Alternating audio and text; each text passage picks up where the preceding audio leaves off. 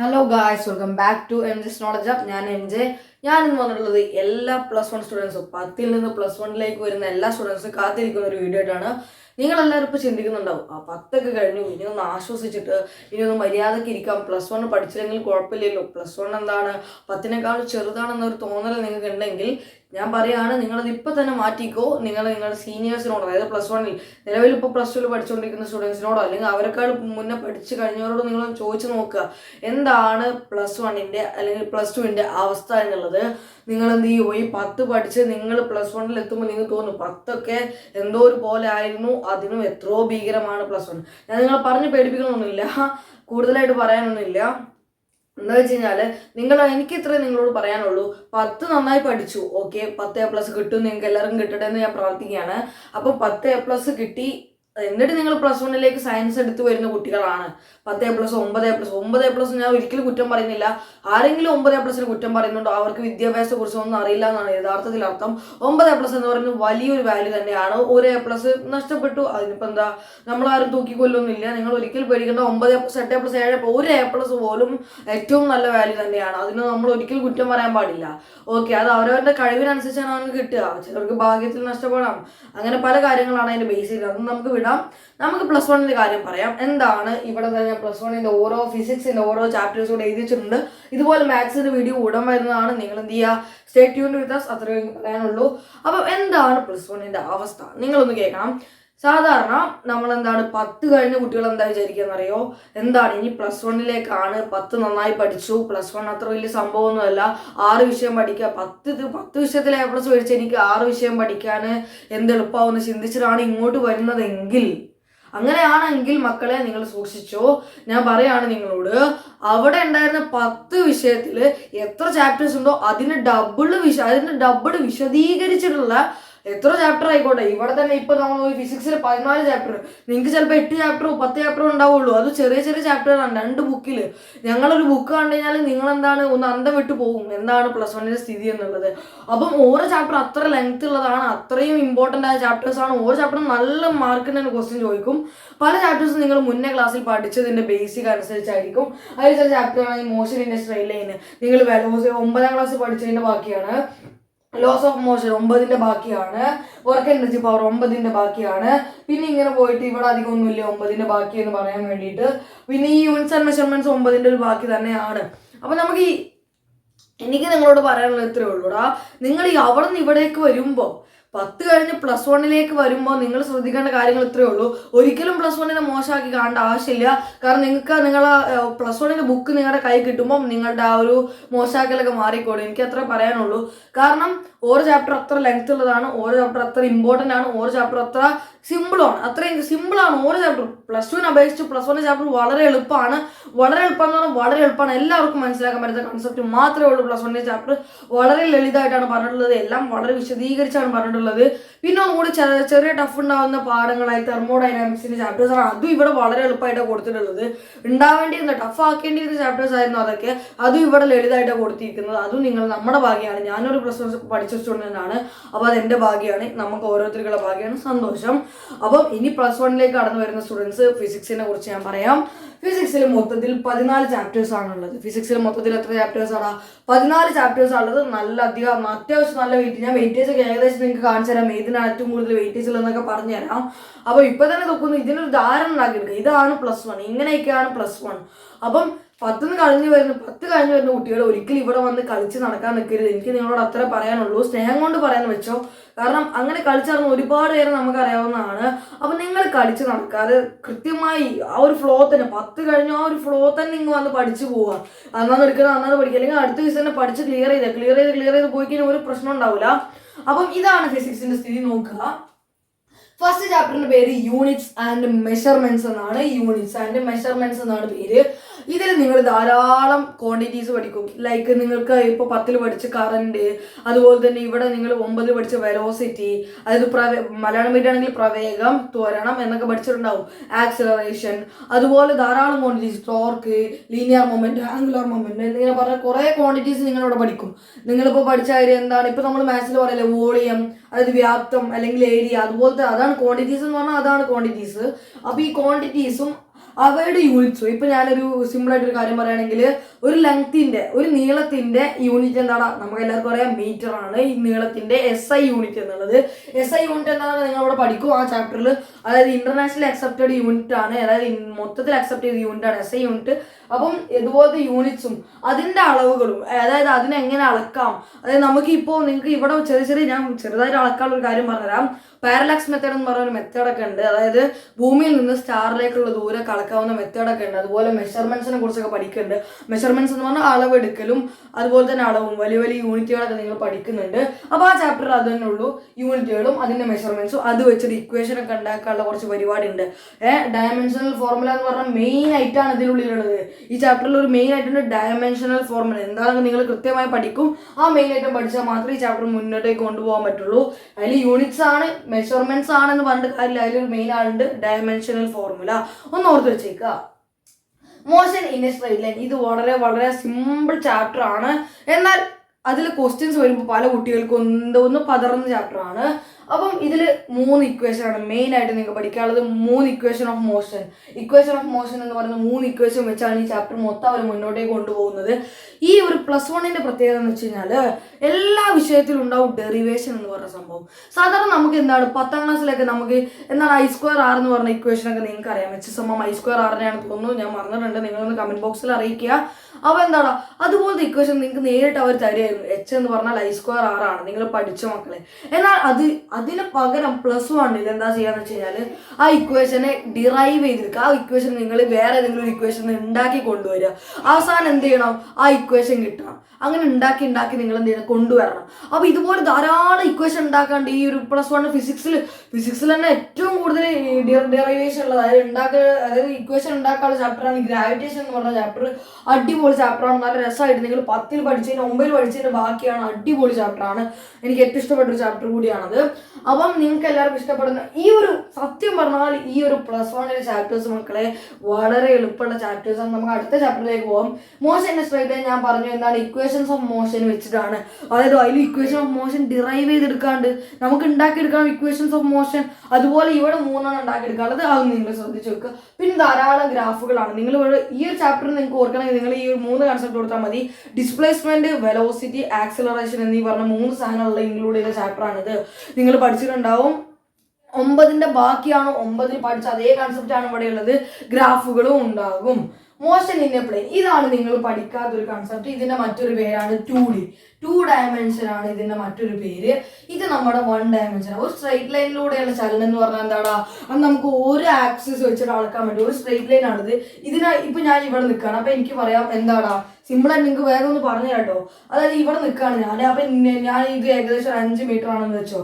അപ്പൊ ഞാൻ നിങ്ങളോട് പറയാണ് എന്താടാ, ഞാനിപ്പോ ഇവിടെ നിൽക്കുന്നത് ഈ ഒരു എക്സ് ആക്സിസിൽ 5 മീറ്റർ അകലെ. എനിക്ക് പറയാം, ഞാൻ ഇത് എക്സ് ആക്സിസ് ആക്കി എടുക്കുകയാണെങ്കിൽ ഇത് എക്സ് ആക്സിസിൽ ഞാൻ 5 മീറ്റർ അകലാണ് നിൽക്കുന്നത്. എക്സ് ആക്സിസിന്റെ ഒറിജിനിൽ നിന്ന് 5 മീറ്റർ അകലാണ് നിൽക്കുന്നത്.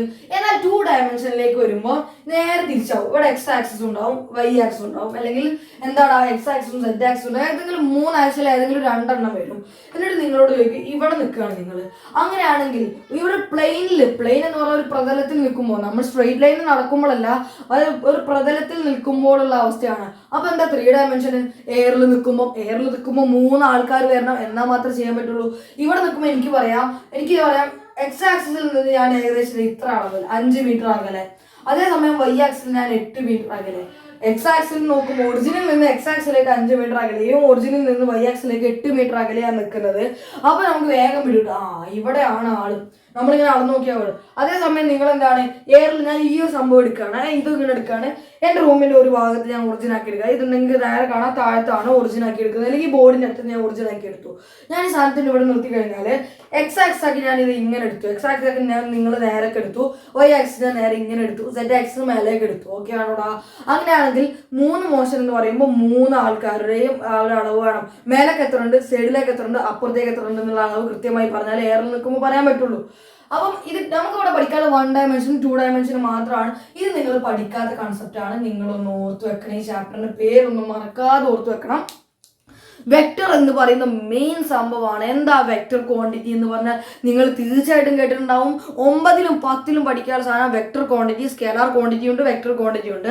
വെക്ടർ എന്ന് പറഞ്ഞാൽ മാഗ്നിറ്റ്യൂഡ്, ദിശയുള്ള ക്വാണ്ടിറ്റീസ് ഞാൻ പറഞ്ഞു. എന്താണ്? Area, volume, current, velocity, acceleration, ഇതുപോലത്തെ സംഭവങ്ങളാണ് ക്വാണ്ടിറ്റീസ്. അവയ്ക്ക് എന്താണ്? ദിശ ഉണ്ടെങ്കിൽ ഇപ്പൊ ഞാൻ എക്സാമ്പിൾ ആയിട്ടൊന്ന് എടുക്കുകയാണ്. ഞാൻ സിമ്പിളായിട്ടൊരു എന്താ പറയുക, നമുക്ക് ടൈം എടുക്കാം. ടൈം ഒരു സ്കെലാറാണോ വെക്ടറാണോ? അപ്പം നിങ്ങൾ പറയും ടൈമിന് നിങ്ങളോട് ഒരാൾ വന്ന് സമയം ചോദിക്കുകയാണ് മക്കളെ. സമയം ചോദിച്ചു അപ്പോൾ നിങ്ങൾ പറയും 2:45 വടക്കോട്ട് എന്ന് ആരെങ്കിലും പറയൂടാ. 2:45 വടക്കോട്ട് എന്ന് ആരെങ്കിലും പറയില്ല. അതിന് നമ്മൾ ദിശ പറയില്ല. അപ്പം അതെന്താടാ? സ്കെലാർ ക്വാണ്ടിറ്റി ആണ്. ദിശ പറയുന്ന ആൾക്കാരുണ്ട്. ഡിസ്പ്ലേസ്മെന്റ്, അതായത് അതിന്റെ മലയാളം എന്താണെന്ന് എനിക്ക് ഓർമ്മയില്ല. മലയാളം മീഡിയം ഒന്ന് അറിയിക്കുക. നമ്മുടെ പാത്ത് ലെങ്ത്തിന്റെ പേരാണ്, അതായത് സഞ്ചരിച്ച ദൂരം, എളുപ്പ വഴിനെ വിളിക്കുന്ന പേരാണ് ഡിസ്പ്ലേസ്മെന്റ്. നിങ്ങൾ മലയാളം മീഡിയക്കാരുണ്ടെങ്കിൽ ഒന്ന് അറിയിക്കാൻ മറക്കണ്ട.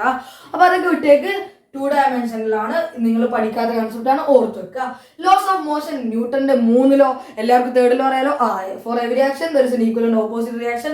അതൊക്കെ വരുന്ന പരിപാടിയാണിത്. വളരെ എളുപ്പമുള്ള ചാപ്റ്ററാണ്. ഡെറിവേഷൻ നല്ല ചാപ്റ്ററാണ്, നിങ്ങളൊന്ന് ഓർത്ത് വെക്കുക.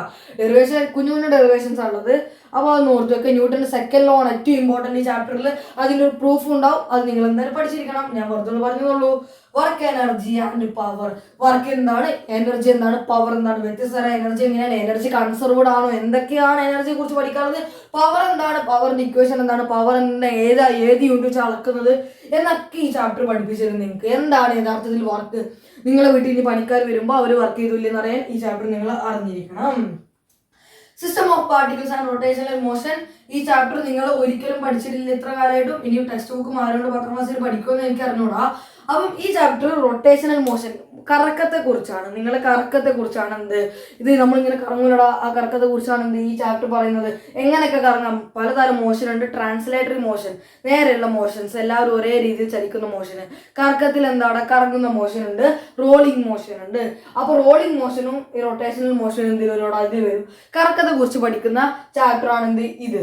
അതിൽ പല സാധനങ്ങളും കറക്കത്തിൽ നമ്മൾ പറയും എന്താടാ, നമ്മൾ സാധാരണ നടന്നു പോകുമ്പോൾ നമ്മുടെ സ്പീഡാണ് എന്ത്, വെലോസിറ്റി. നമ്മൾ ഒരു സാധാരണ നടന്നു പോകുമ്പോൾ നമ്മുടെ സ്പീഡാണ് വെലോസിറ്റി എന്ന് പറയുന്നത്. സ്പീഡ് എന്ന് പറയുന്ന ക്വാണ്ടിറ്റി ഉണ്ട്, നമ്മൾ അതിനെ വിളിക്കുന്നത് വെലോസിറ്റി എന്നാണ്.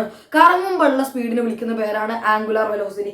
അതുപോലെ ഇവിടെ കുറേ വ്യത്യാസങ്ങളുണ്ട്. ഈ ചാപ്റ്ററിന്റെ ബാക്കി തന്നെയാണ്. ഈ ചാപ്റ്റർ നല്ല റിലേഷൻ ഉണ്ട്. ഈ ചാപ്റ്ററിലുള്ള ഇക്വേഷൻസ് ചെറിയ മാറ്റങ്ങൾ വരുത്തിയാൽ ഇതിലെ ഇക്വേഷൻസ് കിട്ടും. ഞാൻ പറഞ്ഞല്ലോ, ഇവിടെ വെലോസിറ്റി ആണെങ്കിൽ ഇവിടെ ആംഗുലാർ വെലോസിറ്റി, ഇവിടെ ഡിസ്പ്ലേസ്മെന്റ് ആണെങ്കിൽ ഇവിടെ ആംഗുലാർ ഡിസ്പ്ലേസ്മെന്റ്, അങ്ങനെ ചെറിയ വ്യത്യാസങ്ങളുണ്ട്. ഇതിലും ചെറിയ കറക്കത്തിനെ കുറിച്ച് പഠിക്കുന്നത്, കറക്കത്തിലല്ല വട്ടത്തിലുള്ള മോഷനെ കുറിച്ച് പഠിക്കുന്നത്. ഇത് കറക്കാണ്, ഇത് വട്ടത്തിലുള്ള മോഷനെ കുറിച്ച് ഇവിടെ പറയുന്നുണ്ട്, സർക്കുലർ മോഷനെ കുറിച്ച്. അതൊക്കെ നിങ്ങൾ പഠിച്ചിട്ടുണ്ടാവും. വറുത്തുള്ള ചലനം എന്നൊക്കെ പറയും. ഗ്രാവിറ്റേഷൻ ഒരു അടിപൊളി ചാപ്റ്ററാണ്. നിങ്ങൾ 9ൽ നല്ല പഠിച്ചു വന്ന ചാപ്റ്ററാണ്. ഇതിൽ ന്യൂട്ടന്റെ മെയിൻ സംഭവമാണ് ഇതിൽ പറയുന്നത്. കെപ്ലറിന്റെ ലോ ഒക്കെ ഉണ്ട്, അടിപൊളിയാണ്. ഭൂമിയിൽ ഗ്രാവിറ്റി എന്താണ്, എന്തുകൊണ്ടാണ് ഗ്രാവിറ്റി ഉണ്ടാകുന്നത്, ഭൂമിയുടെ സാറ്റലൈറ്റിന്റെ ടൈം പീരീഡ് എന്താണ്, ഭൂമിയുടെ കറക്കത്തിന് എത്ര വേഗത ഒക്കെ ഇവിടെ പറയും. ഭൂമിയിൽ നിന്ന് നിങ്ങൾക്ക് രക്ഷപ്പെട്ടു പോകണമെങ്കിൽ എത്ര വെലോസിറ്റി വേണം, സാറ്റലൈറ്റ് ഭൂമിയെ ചുറ്റുന്ന ആ ഒരു വെലോസിറ്റി, അതൊക്കെ ഇവിടെ പറയൂടാ. നല്ല രസമുള്ള ചാപ്റ്ററാണ് gravitation. Mechanical properties of solids, ഇതൊരു അടിപൊളി കുഞ്ഞ ചാപ്റ്ററാണ് മക്കളെ. എന്താണ് സോളിഡ്സിന്റെ പ്രോപ്പർട്ടി, എന്താണ് സോളിഡ്, എന്താണ് സോളിഡിന്റെ പ്രോപ്പർട്ടീസ്, സോളിഡ്സിന് എന്തൊക്കെയുണ്ട്, പലതരം ബോഡീസ് ഉണ്ട്. Elastic bodies, rigid bodies, plastic bodies, അങ്ങനെ പലതരം ബോഡീസിനെ പറ്റി പഠിക്കുന്ന പേരാണ് പഠിക്കുന്ന ചാപ്റ്ററാണ് മെക്കാനിക്കൽ പ്രോപ്പർട്ടീസ് ഓഫ് സോളിഡ്സ്. ഇതിലെ ക്വസ്റ്റ്യൻസ് ആണ് നിങ്ങളൊന്ന് കുഴപ്പിക്കുക. ബാക്കിയെല്ലാം കൺസെപ്റ്റ് ഒക്കെ വളരെ എളുപ്പമാണ്. ക്വസ്റ്റ്യൻസ് വന്നാൽ പെടും. അപ്പോൾ ഒന്ന് ഈ ഒരു ചാപ്റ്റർ എന്ത് ചെയ്യുക, ക്വസ്റ്റ്യൻസിന് ഞാൻ അവിടെ ക്യൂ ഒന്ന് മാർക്ക് ചെയ്യുന്നുണ്ട്. നിങ്ങൾ എന്ത് ചെയ്യുക, ആരെങ്കിലും എഴുതിയെടുക്കുന്നുണ്ടെങ്കിൽ അതൊന്ന് മാർക്ക് ചെയ്യാൻ മറക്കണ്ട. മെക്കാനിക്കൽ പ്രോപ്പർട്ടീസ് ഓഫ് ഫ്ലൂയിഡ്സ് ഏറ്റവും കൂടുതൽ മാർക്കിന് ചോദിക്കുന്ന ഇമ്പോർട്ടൻറ്റ് ചാപ്റ്റർ ആണ്. ഏറ്റവും കൂടുതൽ മാർക്കിന് ചോദിക്കുന്നതുകൊണ്ട് ഞാൻ ഇവിടെ ഇമ്പോർട്ടൻറ്റ് മാർക്ക് ചെയ്തിട്ടുണ്ട്. മറക്കണ്ട ഈ പേര്. നിങ്ങൾ കുഞ്ഞു ക്ലാസ്സിൽ ചെറിയ ഭാഗങ്ങൾ ഇതിന്റെ പഠിച്ചിട്ടുണ്ട്. ഫ്ലൂയിഡ്സ് എന്ന് പറഞ്ഞാൽ എന്താണ്, ഗ്യാസിനെയും ലിക്വിഡ്സിനെയും ഒപ്പം വിളിക്കുന്ന പേരാണ് ഫ്ലൂയിഡ്സ്. അങ്ങനെയാണെങ്കിൽ ആ ഫ്ലൂയിഡ്സിന് എന്താണ്, ആ ഫ്ലൂയിഡ്സിന്റെ പ്രോപ്പർട്ടീസിനെ പറ്റി പഠിക്കുന്ന ചാപ്റ്ററാണ്. ഫ്ലൂയിഡ്സിന് എന്തൊക്കെയുണ്ട്, ഗ്യാസിന് എന്തൊക്കെയുണ്ട്, സർഫസ് ടെൻഷൻ, അങ്ങനെ പറഞ്ഞ് പലതരം സാധനങ്ങൾ ഇവിടെ പഠിക്കുന്നുണ്ട്. ഇതിൽ ഏറ്റവും ഇമ്പോർട്ടൻറ്റ് സാധനമാണ് ബെർണൗളിസ് പ്രിൻസിപ്പിൾ. നിങ്ങൾ കുഞ്ഞാം ക്ലാസ്സിൽ കേട്ടിട്ടുണ്ടാവും ഇതിനെ കുറിച്ചിട്ട്. അപ്പം അതൊക്കെ പഠിക്കുന്ന ചാപ്റ്ററാണ് ഇത്. നല്ല രസമാണ്. ഓക്കെ, അടുത്ത തെർമൽ പ്രോപ്പർട്ടീസ്. ഈ ചാപ്റ്റർ പിന്നെ ഈ ചാപ്റ്റർ ഈ 3 ചാപ്റ്ററും അറിയപ്പെടുന്നത് തെർമോഡൈനാമിക്സിന്റെ ചാപ്റ്റർ എന്നാണ്. തെർമോഡൈനാമിക്സിന്റെ ചാപ്റ്റർ എന്നറിയപ്പെടുക. അപ്പൊ ഇതേപോലെ തെർമോഡൈനാമിക്സ് ഇവിടെ ഉണ്ടല്ലോ. ഇതിന്റെ ബാക്കി തന്നെയാണ് ഈ 2 ചാപ്റ്ററും. ഇതിൽ നിങ്ങൾ ഹീറ്റിനെ കുറിച്ച് പഠിക്കുന്നുണ്ട്. എന്താണ് ഹീറ്റ്, എന്താണ് ടെമ്പറേച്ചർ, ഹീറ്റ് എങ്ങനെ ഫ്ലോ ചെയ്യും, ടെമ്പറേച്ചർ എങ്ങനെ ഫ്ലോ ചെയ്യും. ഇതിലാണ് പിന്നെയും കുറച്ച് വ്യത്യാസമുള്ളത്. ഇത് രണ്ടും സെയിം, ഏകദേശം ഒക്കെ ഒരുപോലത്തെ കൺസെപ്റ്റ് ആണ് ഇതിൽ പറയുന്നത്. വളരെ എങ്ങനെയാണ് ഹീറ്റ് ഫ്ലോ ചെയ്യുക, എങ്ങനെയാണ് ടെമ്പറേച്ചർ പോവുക, ടെമ്പറേച്ചർ അളക്കാനുള്ള സ്കെയിലൊക്കെ ഇതിൽ പറയുന്നുണ്ട്. തെർമൽ എക്സ്പാൻഷൻ എന്താ, ചൂട് തട്ടുമ്പോൾ എക്സ്പാൻഡ് ആവുന്നത്, അതൊക്കെ എന്താണ്. വാട്ടറിൻ്റെ അനോമൽസ് ബിഹേവ്, വാട്ടർ ചെറിയ വ്യത്യാസം മറ്റുള്ളവരിൽ നിന്ന് ചെറിയ വ്യത്യാസം കാണിക്കുന്നുണ്ട്, അതൊക്കെ എന്താണ്. പിന്നെ നമ്മുടെ നിങ്ങൾ കണ്ടിട്ടുണ്ടാവും പല രാജ്യങ്ങളിലും പ്രതല ഐസായിട്ട് ഉണ്ടാവും, എന്നാൽ അടിയിൽ വാട്ടർ ഉണ്ടാവും. നിങ്ങൾ ഐസ് കുത്തി പൊടിച്ച് മീനിനൊക്കെ എടുക്കുന്ന വീഡിയോസൊക്കെ കണ്ടിട്ടുണ്ടാവും. അപ്പോൾ അതിനൊക്കെ കാരണം നിങ്ങൾക്ക് ഈ ചാപ്റ്ററിൽ പഠിക്കാൻ പറ്റും. തെർമോഡൈനാമിക്സ് എന്ന് പറഞ്ഞു കഴിഞ്ഞാൽ മെയിനായിട്ട് കാർനോട്ട് സൈക്കിൾ, അത് നിങ്ങൾ പഠിക്കും. ഞാൻ വെറുതെ ഇൻട്രൊഡക്ഷൻ പറയാണ്. അപ്പം തെർമോഡൈനാമിക്സ് എന്ന് പറഞ്ഞു കഴിഞ്ഞാൽ ഹീറ്റിനെ കുറിച്ച് തന്നെ പഠിക്കുന്നത്. അവിടെ ഐഡിയൽ ഗ്യാസ് ഇക്വേഷൻ എന്നൊക്കെ പറഞ്ഞ് പലതും പഠിക്കാണ്ട് നിങ്ങൾക്ക് ഡെറിവേഷനും ഏറ്റവും ഇമ്പോർട്ടൻ്റ് ആയ ഡെറിവേഷൻസ് ഉള്ള ഒരു ഇമ്പോർട്ടൻറ്റ് ചാപ്റ്റർ തന്നെയാണ് ഇതും. കൈനറ്റിക് തിയറി നിങ്ങൾ കേട്ട കൺസെപ്റ്റ് തന്നെയാണ്. ഞാനൊന്ന് മാർക്ക് ചെയ്തതെന്ന് വെച്ച് കഴിഞ്ഞാൽ ഈ 2 ചാപ്റ്റേഴ്സിനും വ്യത്യസ്തമായിട്ടാണ് ഇതിലുള്ളത്. ഇതിൽ നമ്മൾ ഗ്യാസ് മോളിക്യൂൾസിനെ പറ്റി മാത്രമാണ് പഠിക്കുന്നത്. ഗ്യാസ് മോളിക്യൂൾസിന്റെ ചലനം, ഗ്യാസ് മോളിക്യൂൾ ചലിക്കുമ്പോൾ അവിടെ ഉണ്ടാകുന്ന പ്രഷർ, അവർക്ക് ഉണ്ടാകുന്ന കൈനറ്റിക് എനർജി, അവർക്ക് ഉണ്ടാകുന്ന വെലോസിറ്റി, ഇതൊക്കെയാണ് നിങ്ങൾ അവിടെ പഠിക്കുന്നത്. ഇതിലെ ക്വസ്റ്റ്യൻസ് അടിപൊളിയാണ്. ഓസിലേഷനും വേവ്സും നിങ്ങൾ കേൾക്കാത്ത കൺസെപ്റ്റ് ആണെന്ന് ഞാൻ കരുതുന്നു. ഓസിലേഷൻ എന്ന് പറഞ്ഞാൽ നിങ്ങൾ സിമ്പിൾ പെൻഡുലത്തെ കുറിച്ച് പഠിക്കുന്ന ചാപ്റ്റർ ആണ്. എന്താണ് ഒരു ഹാർമോണിക് ഓസിലേറ്റർ എന്നൊക്കെ പറഞ്ഞ് നിങ്ങൾ കുറെ പഠിക്കും, ഇക്വേഷൻസ് പഠിക്കും. ഓസിലേഷൻ എന്ന് പറഞ്ഞാൽ സിമ്പിൾ പെൻഡുലം ഒന്ന് ആലോചിച്ച് വെച്ചാൽ മതി. വേവ്സ് നിങ്ങൾക്കറിയാം, ആകെ ഒരു വേവ് അറിയണ്ടാവുള്ളൂ എന്ന് പ്രതീക്ഷിക്കുന്നു. ഈ സാധനം ആണോ, ഇതാണ് നിങ്ങൾ ഉദ്ദേശിച്ച വേവ്, എന്നാൽ വേറെയും വേവ് ഉണ്ടെന്ന് നിങ്ങൾ പഠിക്കും. മറക്കണ്ട, ഈ വേവ്സിനെ കുറിച്ച് കൃത്യമായി പറയുന്നുണ്ട്. അപ്പം ഇത്രയേ ഉള്ളൂ നമ്മുടെ +1 ഫിസിക്സ് എന്ന് പറയുന്നത്. വീഡിയോ ലെങ്ത് ആയ ക്ഷമിക്കുക. നിങ്ങൾ എന്ത് ചെയ്യുക, ഇതൊന്ന് പെട്ടെന്ന് അറിഞ്ഞിരിക്കാൻ വേണ്ടി ഞാൻ പരമാവധി നിങ്ങൾക്ക് ഇതിനുള്ളിലുള്ള സാധനങ്ങളൊക്കെ പറഞ്ഞു തന്നിട്ടുണ്ട്. സോ ഇത്രയേ ഉള്ളൂ നമ്മുടെ വീഡിയോ അവസാനിപ്പിക്കുകയാണ്. +1ലേക്ക് വരുന്ന പ്രിയപ്പെട്ട സുഹൃത്തുക്കളോട് എനിക്ക് പറയാനുള്ള ഇത്രയേ ഉള്ളൂടാ. ഉഴപ്പി നടക്കണ്ട. +1 കുറച്ച് വളരെ എളുപ്പമുള്ള ചാപ്റ്റേഴ്സാണ്, പെട്ടെന്ന് പഠിച്ചെടുക്കാവുന്ന ചാപ്റ്റേഴ്സാണ്. ഇവിടെ ഒന്ന് കൃത്യമായി പിടിച്ചു കഴിഞ്ഞാൽ +2 നമുക്ക് എന്ത് ചെയ്യാം, എളുപ്പത്തിൽ എടുക്കാം. +2 ഇതിനും ടഫ് ചാപ്റ്റേഴ്സാണ് ഉള്ളത്. കാരണം അതിൽ ഫുള്ള് കറണ്ടും, നിങ്ങൾ 10ൽ പഠിച്ചത് മറക്കണ്ട. +2ലേക്ക് കറണ്ടും ഇലക്ട്രിസിറ്റി കറണ്ടും പിന്നെന്താണ് മാഗ്നറ്റും അങ്ങനെ പറഞ്ഞ സാധനങ്ങൾ മൊത്തം അതാണ്. +2 ഒരു വെർപ്പിക്കൽ ചാപ്റ്റേഴ്സ് ആണ്. ഇവിടെ എൻ്റെ അഭിപ്രായത്തിൽ വെർപ്പിക്കൽ ചാപ്റ്റേഴ്സ് എന്ന് പറയാൻ ഒന്നുമില്ല. വെർപ്പിക്കൽ ചാപ്റ്റർ നിങ്ങൾക്ക് തോന്നുകയാണെങ്കിൽ തന്നെ തോന്നുക തെർമൽ പ്രോപ്പർട്ടീസോ തെർമോഡൈനാമിക്സോ മാത്രമേ നിങ്ങൾക്ക് തോന്നുക. ചിലപ്പോൾ അതും വളരെ ഇഷ്ടമുള്ള കുട്ടികളുണ്ടാവും. കാരണം ഹീറ്റിനെ കുറിച്ചൊക്കെ, കാരണം ഇതേ സാധനം കെമിസ്ട്രിയിൽ നിങ്ങൾ വേറെ ഒന്ന് പഠിക്കും, തെർമോഡൈനാമിക്സ് എന്ന് പറഞ്ഞാണ്ട്. അപ്പം നിങ്ങൾ അതിലേക്ക് അത് പഠിച്ചാൽ പോരെ സാർ, ഒന്ന് പഠിച്ചാൽ പോരെ. കാരണം കെമിസ്ട്രിയിൽ ഇതേ ചാപ്റ്റർ തെർമോഡൈനാമിക്സ് എന്ന് പറയുന്ന 5ാമത്തെ ചാപ്റ്റർ എങ്ങാനും തോന്നുന്നു. അപ്പോൾ ഇതേ ചാപ്റ്റർ നിങ്ങൾ പഠിക്കുമ്പോൾ നിങ്ങൾക്ക് തോന്നുന്നു അവിടെ ഒരു തെർമോഡൈനാമിക്സ്, ഇവിടെ അപ്പോൾ മൊത്തത്തിൽ കൺഫ്യൂഷൻ ആവാൻ സാധ്യത കൂടുതലുള്ള ചാപ്റ്റേഴ്സാണ് ഇത് രണ്ടും. അപ്പോൾ അതൊരു വെറുപ്പിക്കാനായിട്ട് നിങ്ങൾക്ക് തോന്നും. അപ്പോൾ +1ൽ നിന്ന് വരുന്ന എൻ്റെ പ്രിയപ്പെട്ട സുഹൃത്തുക്കളെ, നിങ്ങൾ എന്ത് ചെയ്യണ്ട, ഉഴപ്പി നടക്കണ്ട, കൃത്യമായി പഠിച്ചോളിയും. ഞാൻ ഉണ്ടാവും കൂടെ. ഞാൻ എനിക്ക് എന്ത് ചെയ്യാം, ഓരോ ചാപ്റ്ററിൻ്റെയും വീഡിയോസ് അപ്ലോഡ് ചെയ്ത് തരാം. അപ്പോൾ വീഡിയോസ് വേണമെങ്കിൽ നിങ്ങൾ എന്തായാലും ഷുവറായിട്ട് കമൻറ്റ് ചെയ്യാൻ മറക്കണ്ട. ഇത്രയേ ഉള്ളൂ നമ്മുടെ വീഡിയോ അവസാനിപ്പിക്കുകയാണ്. So by.